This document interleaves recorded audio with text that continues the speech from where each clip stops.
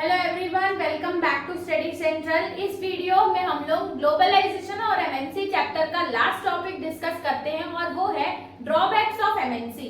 MNC क्या है और उसके बेनिफिट्स फीचर्स जानने के बाद ये भी जानना जरूरी है कि किसी कंट्री में अगर एमएनसीज है, मल्टीनेशनल कंपनीज हैं, तो उसके लिए उस कंट्री के लिए ड्रॉबैक्स क्या क्या हो सकते हैं, क्रिटिसिज्म क्या क्या हो सकते हैं। तो अभी देखते हैं। मैंने बेसिकली 8 पॉइंट्स डाले हैं। क्वेश्चन पे डिपेंड करेगा कितने मार्क्स का क्वेश्चन आ रहा है। आपको इसमें से जो भी इजी लगे वो आप लिख सकते हैं। फर्स्ट, सबसे पहले आप लिखेंगे drainage of resources. Drainage of resources यानी कि अगर मैं आपको इजी लैंग्वेज में समझाऊं तो एमएनसी अपनी होस्ट कंपनी में अगर वो काम कर रही है तो वो उस कंट्री की रिसोर्सेज यूज करते जाएगी और जो जो प्रॉफिट आएगा, हाई प्रॉफिट, वो तो होम कंट्री में ही जाएगा ना, उसकी जो मेन ब्रांच रहेगी।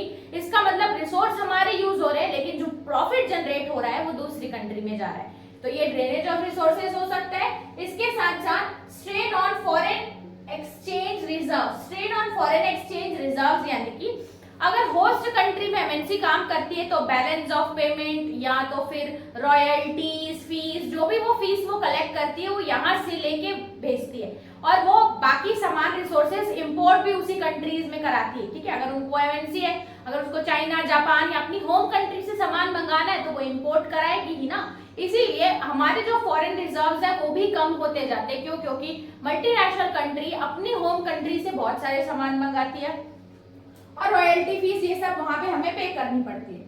फिर आता है minimum transfer of technology. Minimum transfer of technology यानी कि जो एमएनसी रहती है वो अपनी होम कंट्री से ज्यादा टेक्नोलॉजी नहीं लेके आती है, बस जो अपने पूरे आइडियाज रहते हैं ना वो वहीं रहते हैं, वो यहाँ की टेक्नोलॉजी, रिसोर्स ये सब यूज करती है।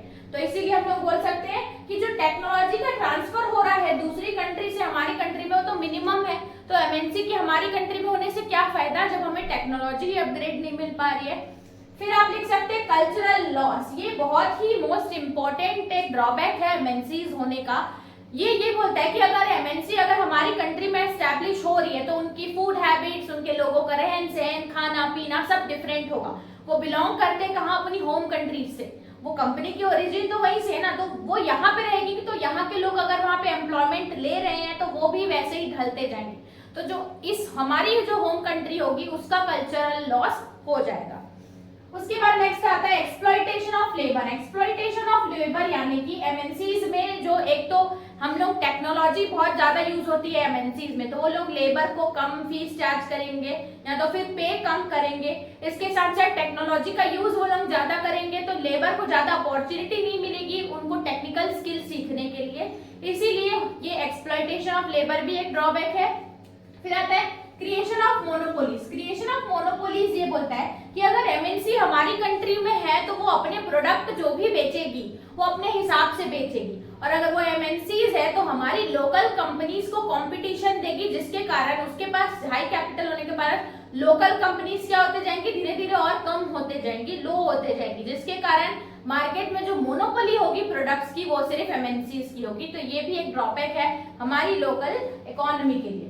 फिर इकोनॉमिक पावर एमएनसीज के हाथ में होगा। क्यों? क्योंकि एमएनसी हमारी कंट्री में काम कर रही है और उसके पास बहुत ज्यादा कैपिटल है, तो एक्सपेंसेस, उनको जो टैक्सेस उस पर हम बहुत ज्यादा डिपेंड करेंगे। बहुत सारे लोग हैं जो एम्प्लॉयमेंट के लिए, इकोनॉमी है जो उनके फंड के लिए वेट करेगी, तो इकोनॉमिक जो कंसंट्रेशन रहेगी वो उस कंपनी के आसपास ही रह जाएगी। फिर आता है डिप्लीशन ऑफ नेचुरल रिसोर्सेज। अब वो हमारी कंट्री में काम कर रही है यानी कि हमारे जो रिसोर्स है वही यूज कर रही है। अब उनके कंटिन्यूअस रिसोर्सेज यूज करने के कारण हमारी कंट्री से रिसोर्स कम हो जाएंगे और उसी लाइन को बोला जाता है डिप्लीशन ऑफ नेचुरल रिसोर्सेज। ठीक है, तो ये था हमारा topic about drawbacks of MNCs. I hope आपको समझ में आया होगा, क्लियर होगा। कोई भी एग्जाम में पूछे आप ये पॉइंट्स पूरे लिख के आ सकते हैं। इसी तरीके से बिजनेस एनवायरनमेंट का ये जो हमारा चैप्टर था ग्लोबलाइजेशन एंड एमएनसीज वो कंप्लीट होता है।